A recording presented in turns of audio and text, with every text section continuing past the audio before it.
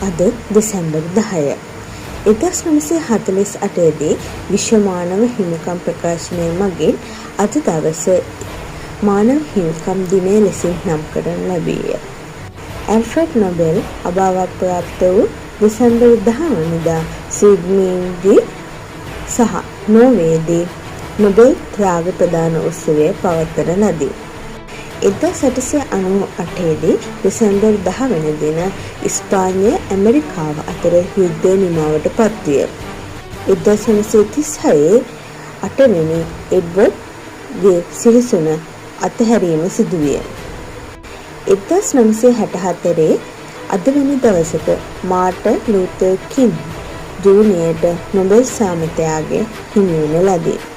1955 දී පෘතුගීසි පාවා දීම සිදුවීම ලංකාවේ දෙසැම්බර් 10 වන දින සිදු වූ විශේෂිත සිදුවීමක් වේ.